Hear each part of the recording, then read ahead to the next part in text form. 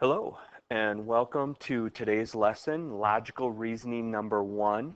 Okay, our goal by the end of this lesson is 1, use reasoning to find the next term in a picture pattern, okay, and then use reasoning to find the next term in a numerical pattern.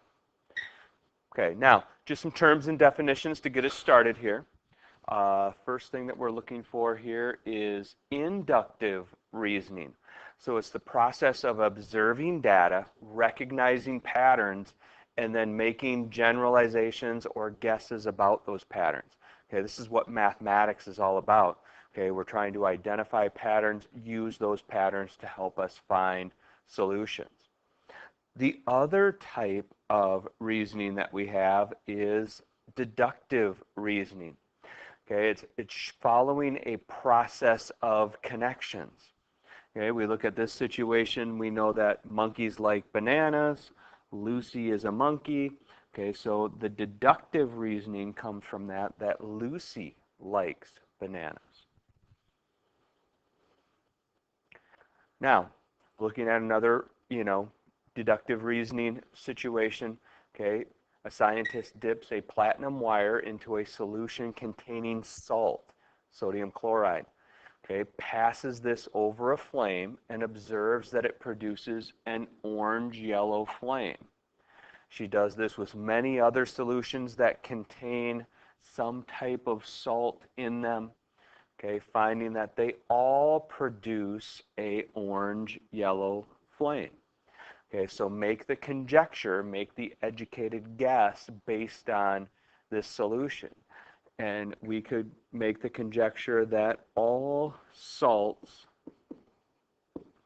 have a orange-yellow flame.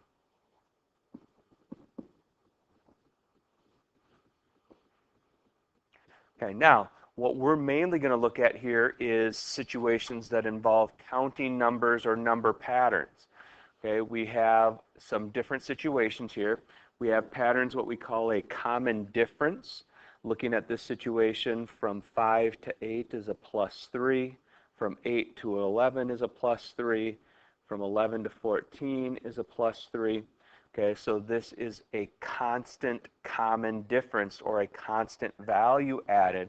So we could make the conjecture, we can make the reasoning pattern knowing that we would continue adding 3 and we could build as many terms of this sequence as we want as long as we continue to follow the pattern. So 14 plus 3 is 17, 17 plus 3 is 20, 20 plus 3, and we continue on through that pattern. Okay, we can also have a common ratio situation where we're multiplying, either by a whole number or a fraction. Okay, we always consider this a multiplication, even though we could think about this sequence as dividing, because the first thing that probably pops into our mind is dividing by 3, okay, which mathematically is correct, but when we're talking about number patterns, we want to keep it as a multiplier. So what we're actually doing here is multiplying all of these by 1/3, and we would continue that out, multiply by 1/3, multiply by 1/3, and we would continue that pattern as we go through. Now, when we start looking at other sequences, the pattern may not be a situation where it is exactly one way or another. So we have to identify and we have to test. Looking at this first pattern, 99, 87, 75, 63, what we have to look at is there a common addition subtraction or is there a common multiplication? So we can always work with the first and second values to do a test here. So 99 plus some value, we'll just call it n, equals 87. Okay, we subtract 99 from both sides, okay, and we see that in this scenario, we are going down 12. Okay, n is a minus 12. And then we can follow that pattern and see if it continues to work. 87 minus 12 is 75. 75 minus 12 is 63.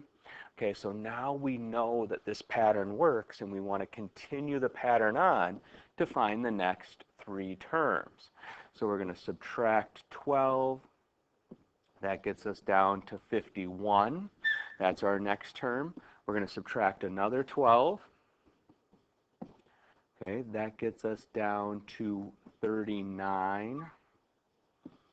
And then we're going to subtract one more 12, which would get us down to 27. Okay, so those are the next three terms of that sequence. And this would be a common difference of a minus 12 or a constant difference of 12. Okay, now looking at this next set of values, from 4 to 6, 6 to 9, 9 to 13.5. As soon as we start to see decimal values, what we want to know and understand is there's a very small chance that we're adding or subtracting here, because we don't have any decimal values to begin with, okay, and we're building out from there. So now we have a multiplication situation. 4 times what equals 6? Now, to continue this on, we're going to divide by 4, and we get n equals 6 over 4, or what we would reduce down to as a multiplier of 3/2.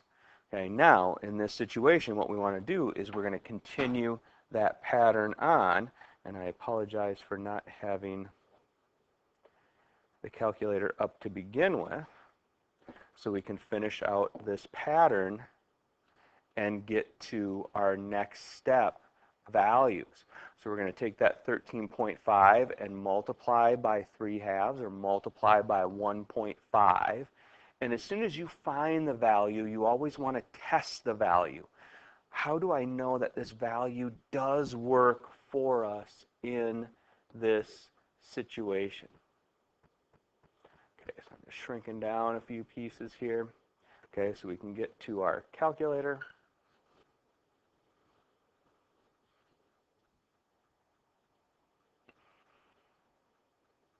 Okay, so now let's test this process. 6 times 1.5, or 3/2.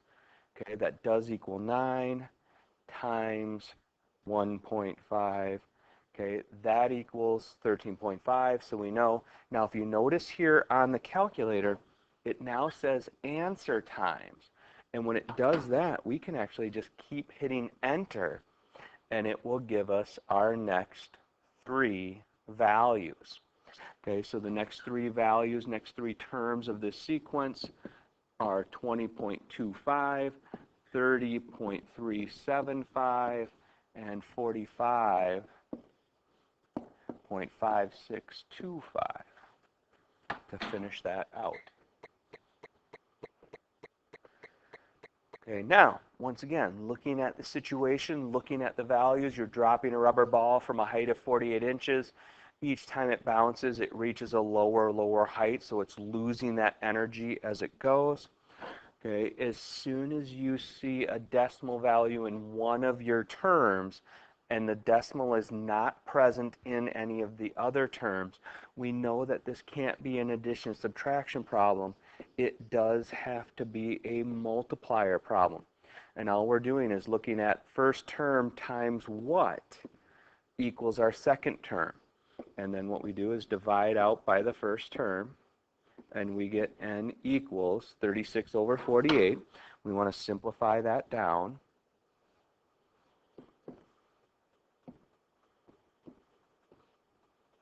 Okay, we have a 0.75 multiplier for that situation. Okay, so now we know what our multiplier is, and what we want to find out is how high will the ball be on its fifth bounce. Okay, now the one thing I always suggest is take that multiplier and test it with the next values. So 36 times 0.75, enter. Okay, we want to make sure we're getting that correct value of 27, and we are. So now we want to keep multiplying by 0.75. So now we've got our third value, our fourth value, and there's our fifth value. Okay, so on the fifth bounce, it is now 15.1875 inches. Okay, now, and the one thing that we have to be careful of, okay, a mistake I almost made here is this is the initial height. This is bounce 1, bounce 2, bounce 3. This is bounce 4. We always really have to look back at the situation. So now what I have to do is go one more click to get to bounce number 5, because that 48 was the initial height. Okay, so bounce number 5, 11.39 inches is our fifth bounce. Okay, now, once again, sometimes the patterns don't work. You always want to start with addition and multiplication, test those out, but when those don't work, you have to look for and identify some other pattern. Pause here quickly, see if you can come up with the patterns that are happening with these terms, and then start it back up, and then let's see how you did. In this first situation, it's a +2, and then it's a +3, and then it's a +4, and then it's a +5, +6, okay, and we would keep going, +7, +8, +9, +10. So that's what's happening in this first situation. Now, in the next one, from 1 to 4, 4 to 9, 9 to 16, you always want to think about plus minuses first. Know that multiplication could be involved in this situation. So here we've got a +3, a +5, a +7, +9. Okay, so now we've really kind of found the pattern here. We're looking at odd values, and we're increasing the value each time. So then our next one would be a +15, then a +17, +19. Looking at our third pattern here, 1, 8, 27, 64, 125. Okay, you can try addition, you can try multiplication. Okay, this one, what this is, these are actually cubed values. 1 cubed, 2 cubed, 3 cubed, 4 cubed, 5 cubed. Probably one of the tougher ones here to identify the pattern and find the value. And then our last situation we have here, this is where we're actually using two numbers to build the next number. 1 + 2 = 3. 2 + 3 = 5. 3 + 5 is 8. 5 + 8 is 13. And we would have 8 + 13 = 21. And then we would continue going to finish that pattern. Okay, now our last piece, once again, just reminding what we were looking at here. A conjecture is an educated guess or conclusion based on given evidence, and just going back and looking at some geometry situations here to make a conjecture. Okay, the diagrams below show us examples of vertical angles. So vertical angles are these pairs of angles that are across from each other in an X-type fashion situation. Okay, so all of these are vertical pairs. So looking at these three, what guess would you make as vertical angles are equal? Okay, and that is always true. And that's the idea of making a conjecture, making an educated guess based on patterns that you see. Okay, that concludes our lesson. Thank you and have a good day.